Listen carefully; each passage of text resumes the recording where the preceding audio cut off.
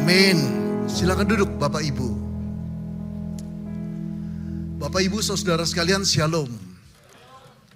Saya baru pertama kali ada di tengah-tengah Bapak Ibu. Nggak salah kalau kenalan sebentar ya. Nama saya Benny Solihin. Saya lebih banyak menghabiskan waktu pelayanan saya bukan di jemaat Bapak Ibu, tapi menjadi dosen Sekolah Tinggi Teologi. Rasanya ada 30 tahun kali ya saya mengajar di Malang ini, Seminari Alkitab Asia Tenggara.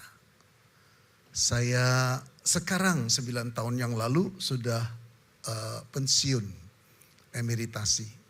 Jadi saya lebih bebas, saya menjalankan sebuah lembaga yang saya dirikan namanya Indonesia Preaching Ministry.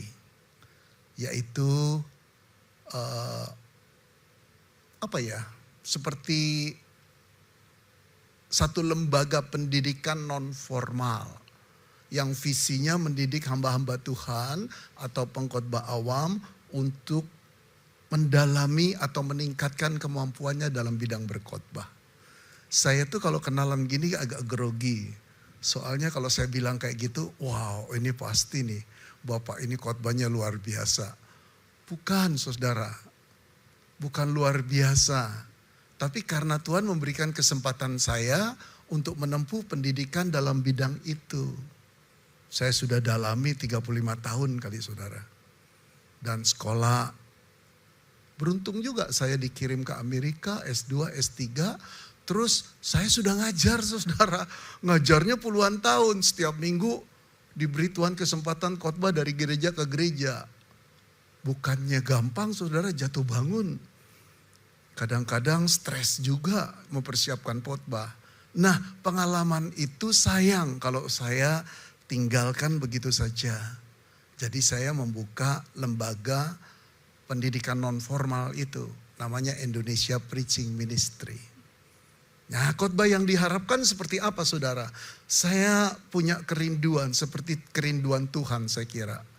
Biar pengkhotbah itu kalau berkhotbah mengkhotbahkan Alkitab.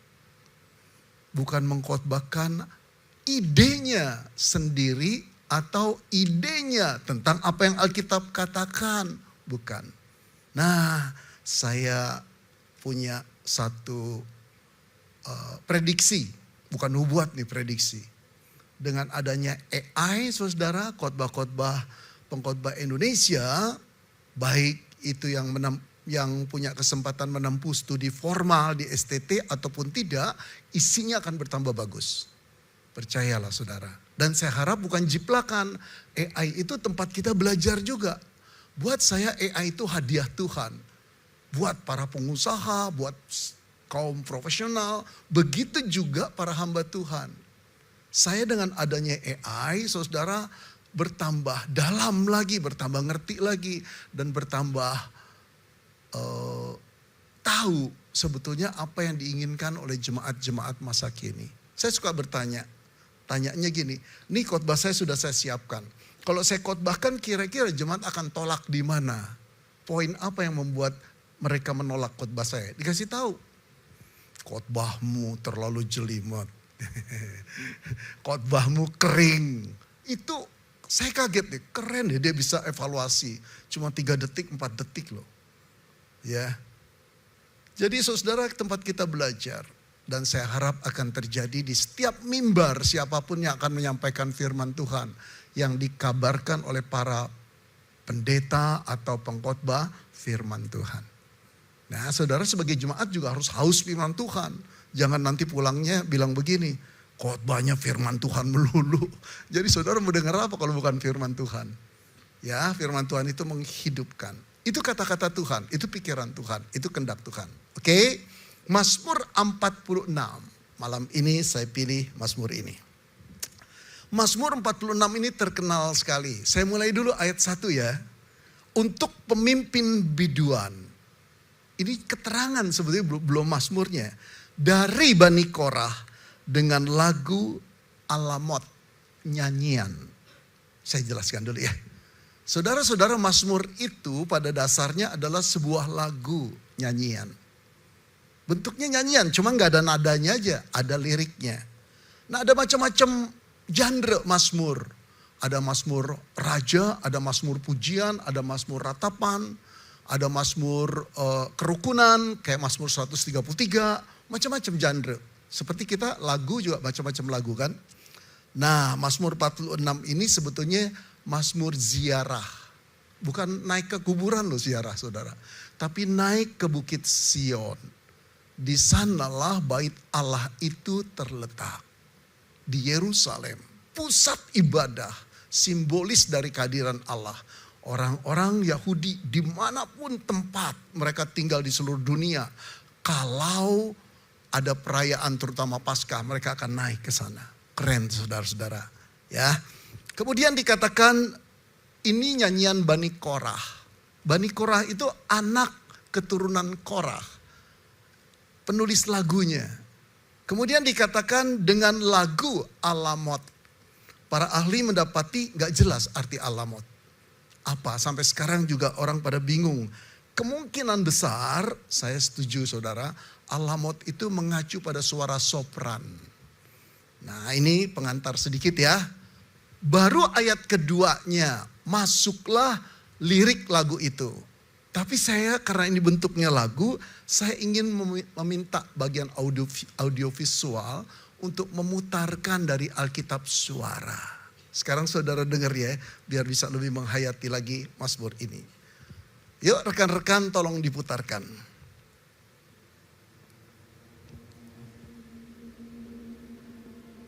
Untuk pemimpin biduan dari Bani Korah dengan lagu Alamot nyanyian. Allah itu bagi kita tempat perlindungan dan kekuatan sebagai penolong dalam kesesakan. Sangat terbukti.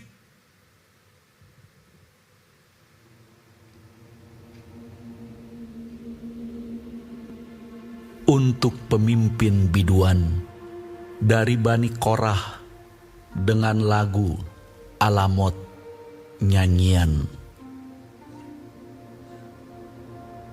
Allah itu bagi kita tempat perlindungan dan kekuatan sebagai penolong dalam kesesakan. Sangat terbukti.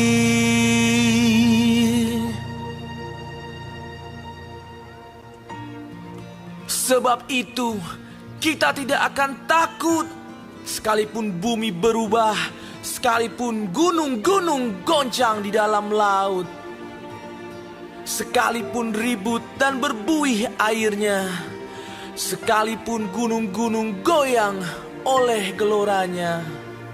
Selah. Kota Allah, kediaman yang maha tinggi, disukakan oleh aliran-aliran sebuah sungai. Allah ada di dalamnya. Kota itu tidak akan goncang. Allah akan menolongnya menjelang pagi. Bangsa-bangsa ribut, kerajaan-kerajaan goncang. Ia memperdengarkan suaranya dan bumi pun hancur. Tuhan semesta alam menyertai kita. Kota benteng kita ialah Allah Yakub. Selah. Pergilah, pandanglah pekerjaan Tuhan yang mengadakan pemusnahan di bumi, yang menghentikan peperangan sampai ke ujung bumi, yang mematahkan busur panah, menumpulkan tombak, membakar kereta-kereta perang dengan api. Diamlah dan ketahuilah bahwa akulah Allah. Aku ditinggikan di antara bangsa-bangsa, ditinggikan di bumi. Tuhan semesta alam menyertai kita. Kota benteng kita ialah Allah Yakub. Selah.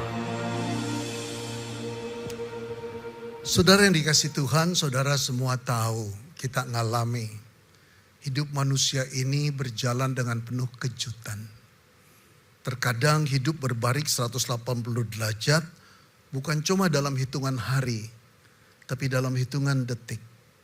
Sebuah pesan di WA, sebuah email, sebuah berita, sebuah telepon bisa membolak-balikan hidup kita dari yang lancar sampai penuh dengan kalang kabut. Seorang pengusaha anak Tuhan, saudara, boleh dibilang sukses walaupun tidak terlalu besar perusahaannya. Berjalan perusahaan itu bertahun-tahun dengan baik. Tiba-tiba seorang karyawan yang dipercaya datang, "Pak, partner bisnis Bapak lari, Pak."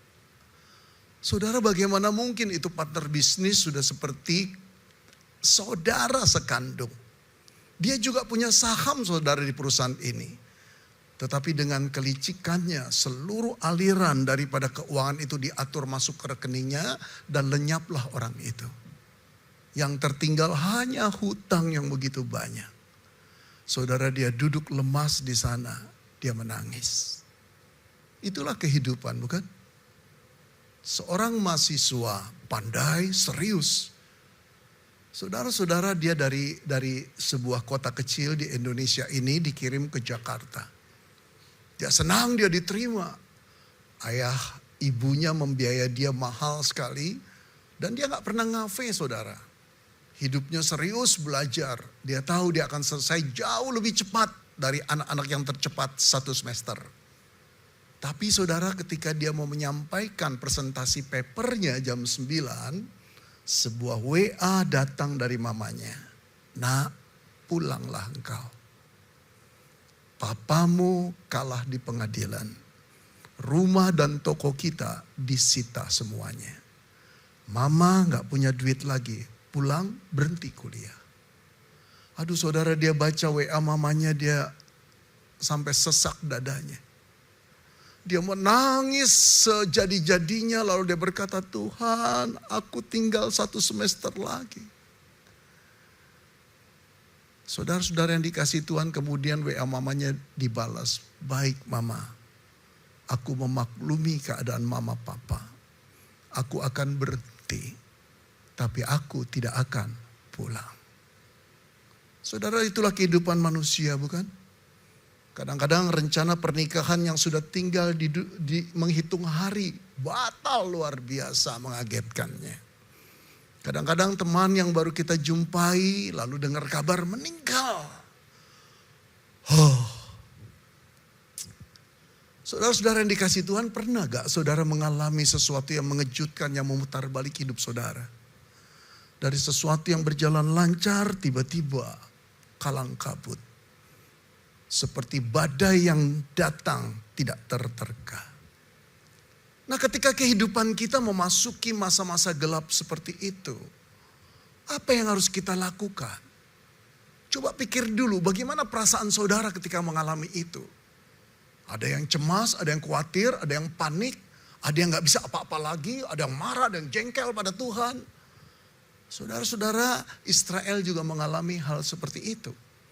Dan Mazmur 46 sering mereka bacakan, sering mereka nyanyikan ketika mereka merayakan hari-hari perayaan atau festival di Bait Allah. Lagu ini dinyanyikan lagi. Dan sepanjang abad orang Kristen menyanyikan Mazmur 46 ini. Kenapa saudara? Karena ada satu pesan yang kuat. Kalau saya ringkas, pesannya adalah we are not alone. God of the universe is with us. So don't be afraid. Kita gak sendiri. Allah pencipta alam semesta itu berserta dengan kita. Jadi jangan engkau takut. Wih, pesan ini kuat sekali saudara. Memberi kekuatan kepada kita yang sedang dirundung oleh masalah. Memberi kekuatan kepada kita yang sedang berpikir untuk bertindak sesuatu yang nekat mengakhiri hidup. Jangan. Allah menitipkan Mazmur 46 ini supaya meneguhkan kita. Nah, mari kita gali. Ayat kedua. Mazmur ini dimulai. Kalau ayat satunya tuh disebut superskripsi saudara, keterangan tentang Mazmur. Ayat kedua mulai masuk liriknya.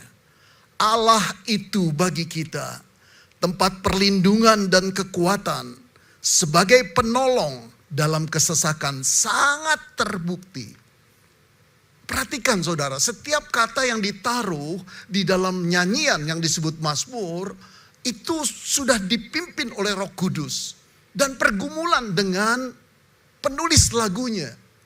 Bukan cuma ada nada puitis, tetapi secara teologis dia benar. Perhatikan 3 kata ini. Allah itu tempat perlindungan, kekuatan, dan penolong. Wow, saudara, 3 kata itu saja sudah meneguhkan. Kamu tidak sendiri. Ada Allah, bukan sembarang Allah yang memberi PHP. Bukan, dia tempat perlindungan, kekuatan, dan penolong. Lalu dikatakan, dalam kesesakan, penolong dalam kesesakan sangat terbukti. Terbukti ini gak janji lagi saudara. Terbukti ini berarti pernah masa lalu Israel, di masa lalu Israel telah terjadi. Karena itu terbukti namanya. Saudara ingat Israel ketika menjadi bangsa Yahudi ada di Mesir. 430 tahun hidup dalam kesulitan, dalam penjajahan, tangis, ratap tangis, rengek pada Tuhan, penderitaan. Kemudian Allah membebaskan, terbukti bukan? Di padang gurun 38 tahun setiap kesulitan diatasi oleh Allah, ditolong oleh Allah, terbukti bukan? Nah saudara yang dikasih Tuhan, hal yang sama juga sebetulnya Tuhan sudah membuktikan dirinya buatmu dan buatku. Hanya mau gak ingat-ingat masa lalu? Saudara, ada 2 orang Kristen, tipe orang Kristen tentang masa lalu. Yang pertama gak mau ingat-ingat masa lalu yang pahit. Lahir dari keluarga yang pas-pasan, cenderung miskin, hidup susah, punya papa gak benar, punya mama gak benar, gak mau diingat-ingat. Luka dia. Saudara-saudara, yang kedua selalu mengingat-ingat. Tetapi mengingat-ingat bukan luka, bukan trauma yang ada. Waktu dia mengingat, dia ingat pertolongan Tuhan. Saya tipe orang yang kedua, saudara. Mengingat kesusahan masa lalu membuat aku semakin takjub kepada Tuhan dan berkata, Kau Allah yang pertolongannya sudah terbukti. Saudara, mengingat itu bukan kembali kita mengorek luka kita sendiri. Mengingat itu justru untuk mengingat betapa besar kasih karunia Tuhan kepada kita. Inilah yang mau dikatakan lagu ini. Hai Israel, ingat Allahmu sebagai penolong telah terbukti. Jadi bukan omong kosong nih saudara. Lagu itu berlanjut lagi. Ayat 3 dan 4. Sebab itu kita tidak akan takut. Itu dampak yang mau dikatakan oleh lagu ini. Kemudian dia katakan begini, satu pelukisan yang luar biasa meresahkan. Sekalipun bumi berubah, sekalipun gunung-gunung goncang di dalam laut, sekalipun ribut dan berbuih airnya, sekalipun gunung goyang, gunung-gunung goyang oleh geloranya. Waduh, ini penggambaran kalau lagu tuh ya, dari pengantar ya intronya kemudian lagu meresahkan sekali saudara. Volumenya naik tinggi, kemudian nadanya melengking, gak enak sekali. Nah, saya ingin mencabut 1-2 kata saja. Sekalipun gunung-gunung goyang oleh geloranya, gelora gempa dalam laut. Saudara, gunung itu lambang kestabilan, stability. Gak ada gunung yang goyang. Ya, gunung yang aktif meletus oke lah, tapi gunung itu tetap di sana. Saudara, pemazmur itu mau melukiskan sesuatu. Seandainya sesuatu yang kita anggap begitu kokohnya itu goncang, itu berubah, Allah tidak berubah. Wow, ini keren saudara. Setiap kita punya bidang yang membuat kita tenang. Yang membuat kita bersandar karena bisa memberi kehidupan. Entah bisnis, entah keahlian profesional, apapun gitu. Entah itu talent dalam bidang musik, kita menyandarkannya. Tapi kalau itu ndak ada, goyang nggak kita? Saudara pernah bayangkan seorang penyanyi tidak lagi bisa bernyanyi karena tenggorokannya mengalami kanker? Saudara bisa pernah bayangkan seorang pelukis yang tangannya Parkinson terus-menerus? Bakatnya tinggi, tapi terus bergerak, saudara. Saudara pernah bayangkan, saudara, seorang chef yang menciptakan makanan-makanan yang luar biasa, tiba-tiba ketika mengecap lidahnya gak berasa apa-apa. Nah itu yang mau dilukiskan oleh Mazmur ini. Sekalipun gunung-gunung goncang, sekalipun hal yang di luar dugaan terjadi, yang mematikan masa depan kita, itu yang mau dikatakan. Tetapi apa saudara? Tetapi ada Allah di dalamnya. Ini yang harus disadari. Saudara coba pikir anak muda yang saya lukiskan di awal. Masa depannya cemerlang. Pandainya dan rajinnya luar biasa. Memberitahu bahwa masa depannya itu terang benderang. Tetapi ketika mamanya WA, semua jadi gelap. Nah pada saat kita mengalami hal seperti itu, apa yang harus kita lakukan? Saudara, kembali pemazmur mengatakan, berlindunglah kepada Allah. Sangat terbukti. Dia penolong yang sangat terbukti. Coba saudara bayangkan kalau ada seekor burung, katakan burung walet atau burung camar di tengah badai laut. Terlalu kuat tiupan badai itu. Nggak boleh sok kuat burung itu menentang badai dan berkata, aku akan meredakan badai. Burung yang bijak secara alami tahu, dia nggak mungkin kuat menentang badai. Yang dia perlukan adalah mencari tempat perlindungan. Dan kalau ada celah di balik batu karang yang kuat, dia tinggal bersembunyi di sana saja. Amanlah. Dia tidak perlu menaklukkan badai. Dia tidak perlu menghentikan angin yang begitu kuat. Dia cuma perlu tempat perlindungan yang tepat. Saudara-saudara, semakin lama hidup, semakin penuh persoalan. Bukan cuma geopolitik di dunia yang gak karuan, saudara. Di Indonesia kita juga gak ngerti arah politik dan ekonominya kemana. Kalau ngikutin berita lama-lama sesak dada kita. Tapi jangan lupa, kalau saudara susah, yang lain juga susah. Saya juga susah, semua juga susah. Tapi anak-anak Tuhan punya perlindungan. Dia pencipta alam semesta ini. Yang mencipta engkau dan saya, yang memberikan putra tunggalnya untuk menebus engkau dan saya. Menjadi Bapa yang sanggup menolong engkau dan saya. Berlindunglah pada Dia. Saya malah berkata gini sama istri. Kadang-kadang saya mau terka perasaan seorang ateis. Yang bangga dengan logikanya dan menganggap orang-orang yang beragama itu bodoh. Tuhan itu tidak menciptakan manusia. Manusia yang ciptain Tuhan. Karena manusia itu dulu masih primitif. Belum bisa menggunakan akal sehatnya, logikanya, rasionya. Sains itu dijauhkan oleh dia. Buta lah. Seolah-olah begitu. Saya berkata, saya mau menerka. Ketika orang-orang yang merasa dirinya bangga untuk mengatakan tidak ada Tuhan. Ketika mengalami persoalan yang berat. Apa yang dia lakukan? Kepada siapa dia mau melaporkan? Kepada siapa dia mau curhat? Aduh saudara, beruntung loh jadi orang Kristen. Ketika kita mengalami hal yang mengejutkan. Yang susah ditanggung oleh diri kita. Yang menyesakkan dada, yang membuat darah kita tinggi, yang membuat jantung kita berdebar-debar. Kita nangis, kita berteriak, kita masuk kamar. Tinggal begini kok. Bapak, aku takut. Langsung nangis, langsung ngoceh sama Tuhan. Curhat sama Tuhan. Saudara, itu keberuntungan. Bukan cuma secara psikologis kita punya saluran. Tapi kita tahu Allah pencipta kita beserta dengan kita. Amin saudara. Lalu mari kita lihat lagi saudara, lanjut lagi lagu ini. Ayat 5 dan 7. Gambaran pemazmur dari kota yang kacau, dari gunung-gunung yang bergejolak. Masuk ke ayat 5, saudara dengarkan ini liriknya.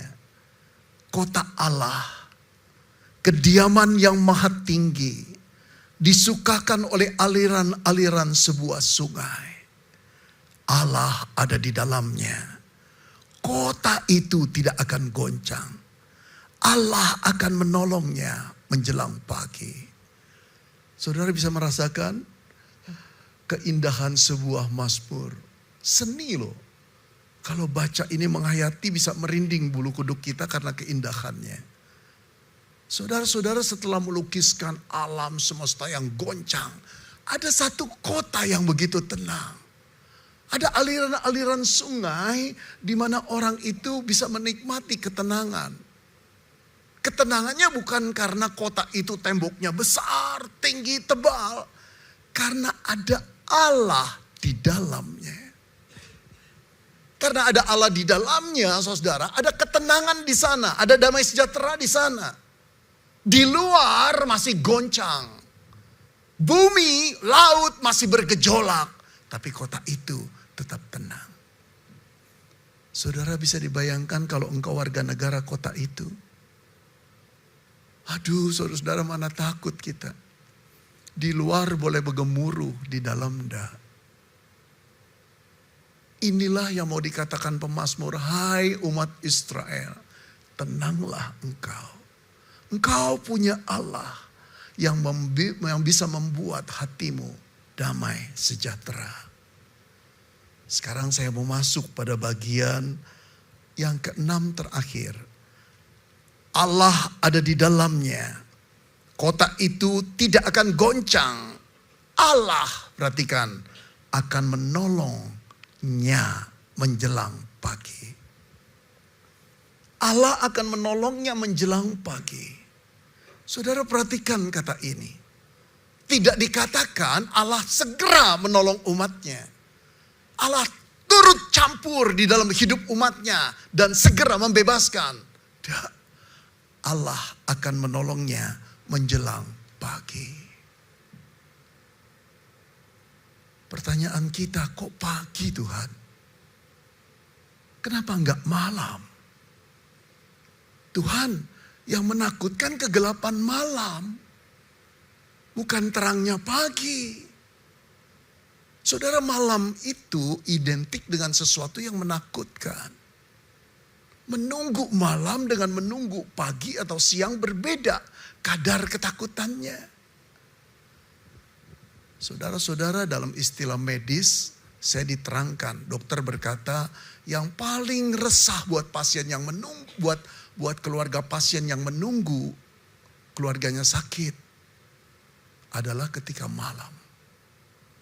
Ada rasa kegelisahan hidup atau enggak.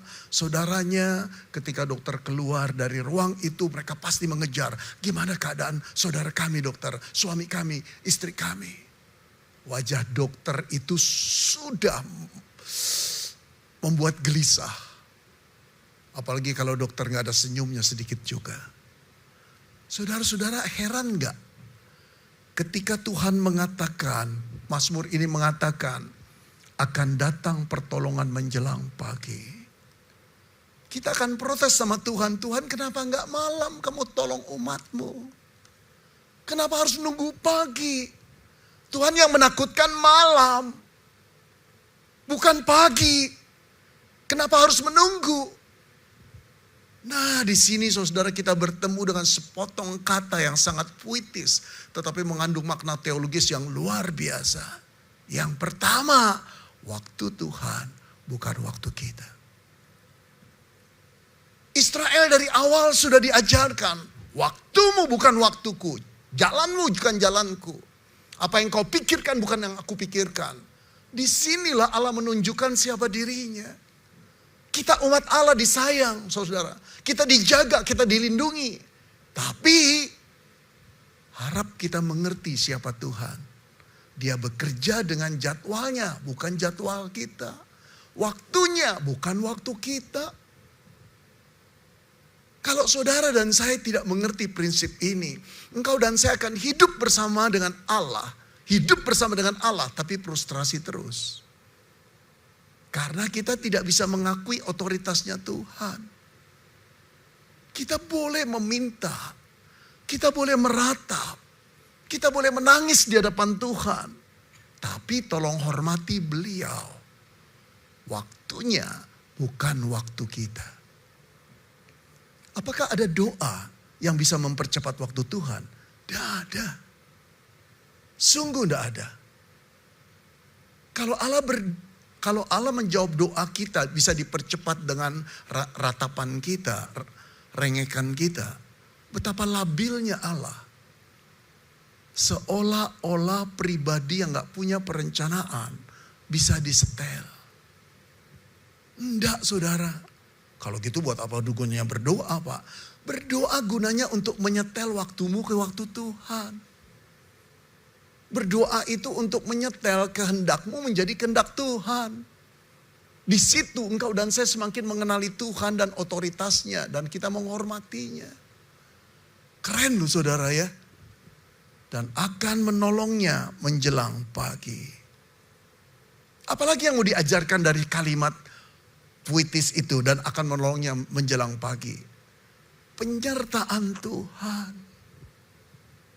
Ketika malam yang menggelisahkan dan menakutkan, gak datang pertolongan. Umat Allah harus percaya bahwa pertolongan itu walaupun sekarang tidak datang, pasti dia datang. Allah bukan tidak menolong, Allah belum menolong. Bedakan saudara. Allah belum menolong. Loh kapan dia nolongnya? Tunggu waktunya dia. Tapi jangan pikir ketika tidak ada pertolongan Allah tidak menyertai. Seringkali saudara Allah ada di samping kita karena kita tidak mampu melihat. Dengan jarak yang paling dekat. Tapi belum tentu pertolongannya segera dilakukan. Luar biasa bukan?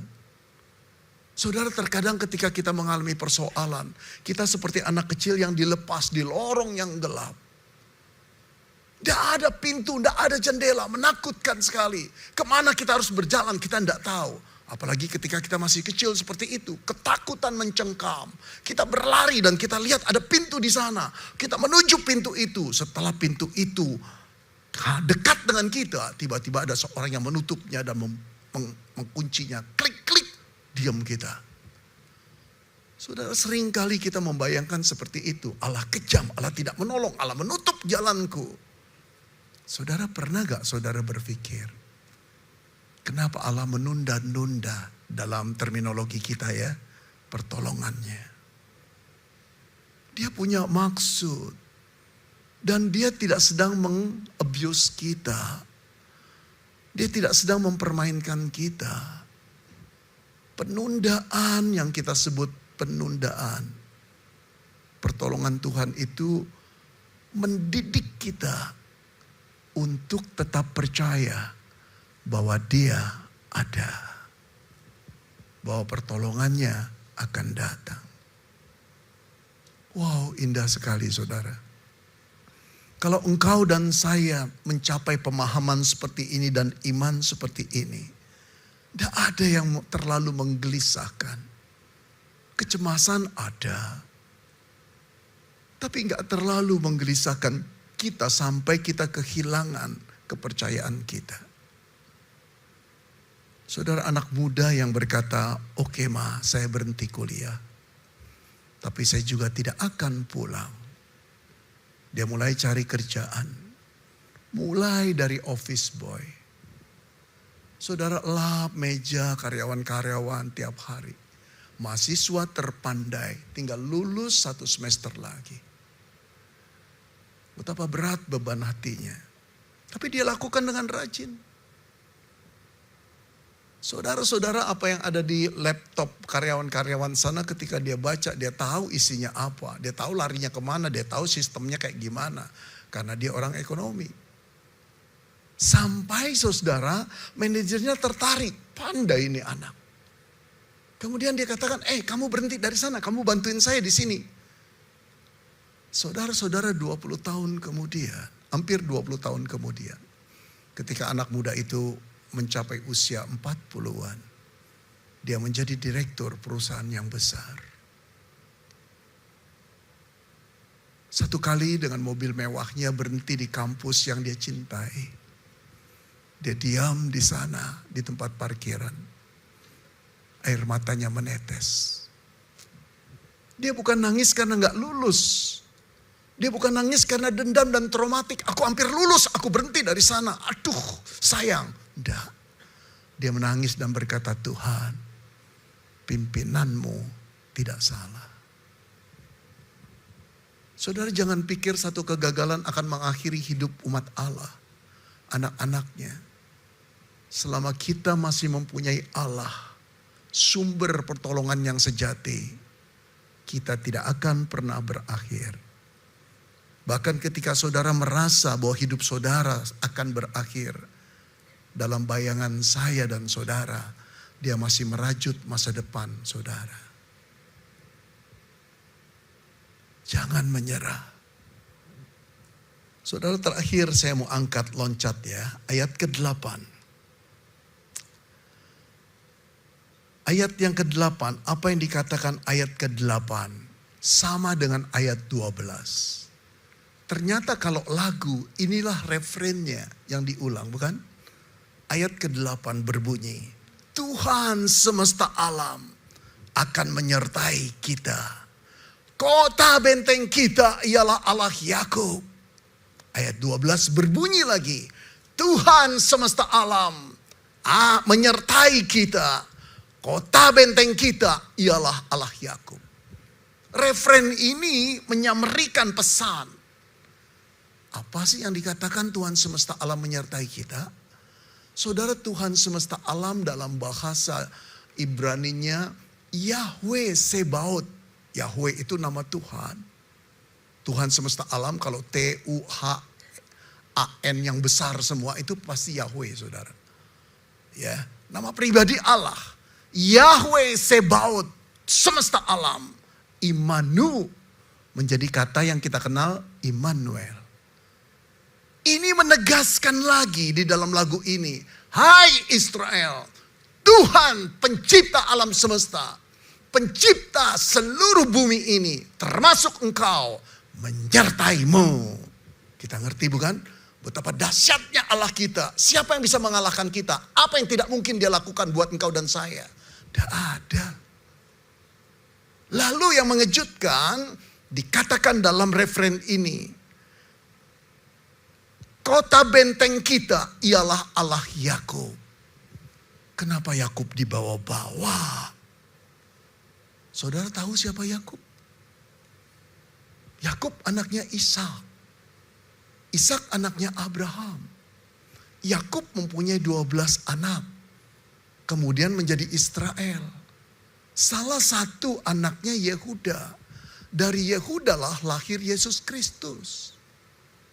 Jadi saudara tahu, ini bersangkut paut, hai Israel, ingatlah janji Allahmu kepada nenek moyang kita, Abraham, Ishak dan Yakub. Apa? Seluruh dari keturunan nenek moyang kita, Abraham, Ishak, Yakub, seluruh bangsa akan mendapatkan berkat. Saudara, saya yakin pada waktu Mazmur ini ditulis oleh anak-anak Bani Korah, mereka tidak tahu bahwa yang dimaksud itu adalah Yesus Kristus. Kita lebih luar biasa saudara. Karena kita hidup setelah Mazmur ini kelar. Setelah Yesus datang, setelah Yesus naik ke salib, setelah Yesus mati dikubur dan bangkit pada hari yang ketiga. Dengan kata lain, Mazmur ini menyimpan berita mesianik. Bahwa Tuhan semesta alam itu akan mengirim seorang juru selamat yang bernama Yesus.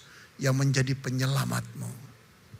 Saudara, kalau jiwa kita saja diselamatkan Tuhan dengan mengorbankan kematiannya, adakah lagi yang ditahan-tahan untuk tidak menyelamatkan dan menolong kita? Jangan ragukan kasihnya, jangan ragukan cintanya. Engkau meragukan masa depanmu boleh, Tapi di masa depanmu ada Allah yang sedang berjalan bersama dengan engkau sekarang ini. Saudara, kehidupan makin susah. Tapi ada waktu-waktunya Tuhan memberikan kita rest area. Sabarlah. Menjelang pagi, pertolongannya akan datang. Setelah kita beriman kepada Allah, pertolongan datang. Barulah kita akan berkata, Tuhan menolong aku loh. Kita nggak berkata, itu kepintaranku, itu kekuatanku, itu keberanianku. Setelah kita digojlok sama Tuhan, dibiarkan berjalan seolah-olah sendiri. Terus kita bergantung dalam kelemahan. Barulah kita berkata, Tuhan penolongku. Saudara-saudara, Allah pencipta alam semesta beserta dengan kita. Selalu beserta dengan kita. Jadi janganlah engkau takut. Katakan, Tuhan, pegang tanganku. Mari kita berdoa.